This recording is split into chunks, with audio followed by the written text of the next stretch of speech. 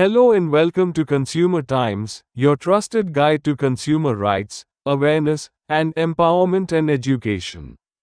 Today we will talk about how food companies target poorer nations with less healthy products.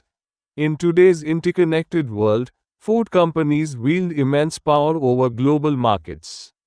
These corporations influence what billions of people eat every day, shaping diets and health outcomes worldwide. While many of these companies claim to champion nutrition and well-being, a troubling pattern has emerged. Food corporations often sell less healthy products in poorer countries, exacerbating existing health disparities. Now we explore the reasons behind this phenomenon, its implications, and what can be done to address it. Before going ahead and further discuss, please comment, like, share, and do not forget to subscribe and press bell icon to motivate us. The global food industry and its role. The food industry is a multi-trillion-dollar enterprise that thrives on economies of scale. Global giants such as Nestlé, PepsiCo, and Coca-Cola produce a wide array of products, ranging from packaged snacks to beverages, which are distributed across the globe. These companies often adapt their marketing strategies and product offerings based on regional markets, tailoring flavors, packaging, and pricing to local preferences. While this can make food more accessible, it has also led to questionable practices, especially in low and middle income countries, LMICs, a tale of two markets, wealthier versus poorer nations. In wealthier nations, consumers have become increasingly health conscious.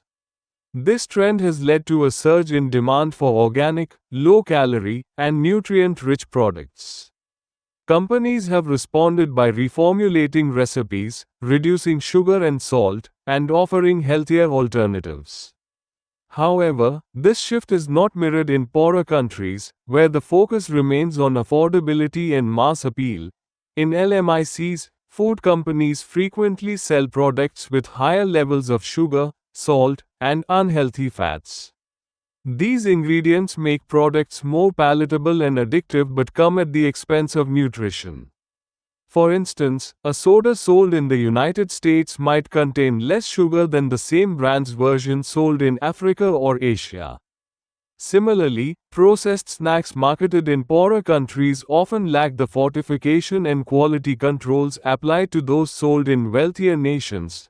Now the question is, why do food companies target poorer nations with unhealthy products? Producing healthier products often involves higher costs, such as sourcing quality ingredients or fortifying foods with essential vitamins and minerals.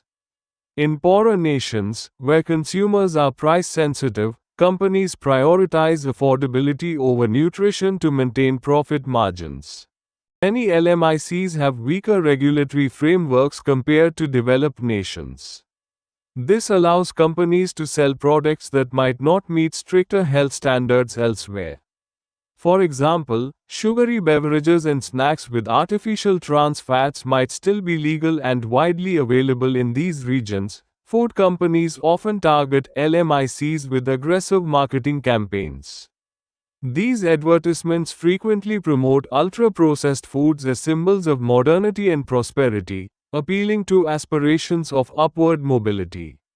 Bright packaging, celebrity endorsements, and catchy jingles create a perception that these products are desirable, regardless of their nutritional value. As urbanization increases in poorer countries, traditional diets are being replaced by processed and packaged foods.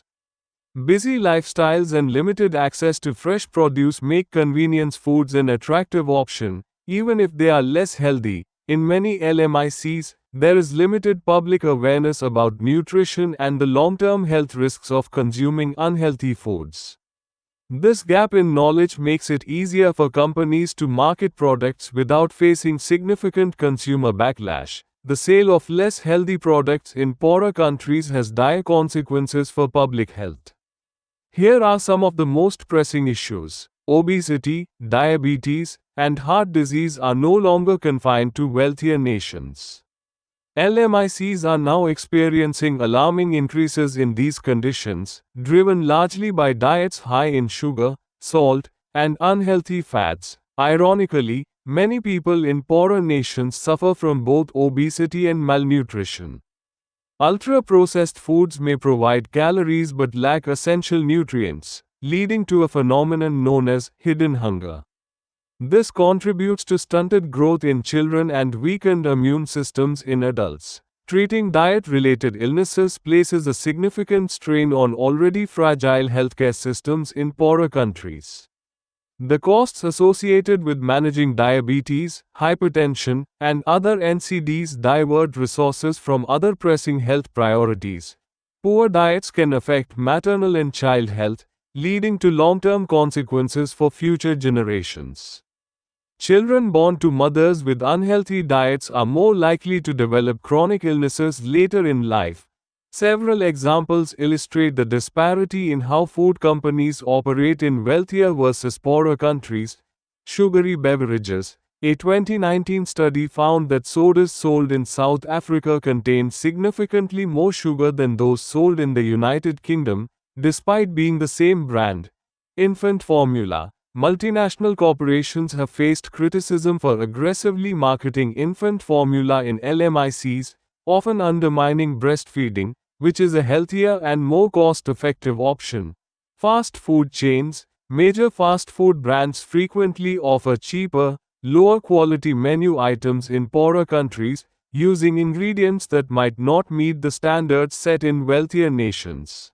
To combat the issue of less healthy products being sold in poorer nations, a multi-pronged approach is necessary. Governments in LMICs must implement and enforce stricter food regulations. This includes setting limits on sugar, salt, and trans fats, as well as mandating clear nutritional labeling. Education is key to empowering consumers. Governments, NGOs, and community organizations should work together to raise awareness about the health risks of processed foods and promote healthier eating habits. Food companies must be held accountable for their practices. Advocacy groups and international organizations can pressure corporations to adopt uniform health standards across all markets. Incentives for healthier products, subsidies or tax breaks could encourage companies to produce and sell healthier products in poorer countries. Similarly, taxing unhealthy foods and beverages can discourage their consumption. Investing in local food systems can provide communities with access to fresh, affordable, and nutritious foods.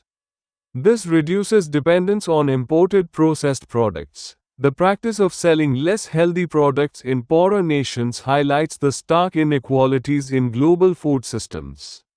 While wealthier countries benefit from improved health standards and consumer awareness, poorer nations bear the brunt of unhealthy diets and their associated health burdens. Addressing this issue requires coordinated efforts from governments, corporations, and civil society. By prioritizing nutrition and equity, we can create a global food system that supports health and well-being for all.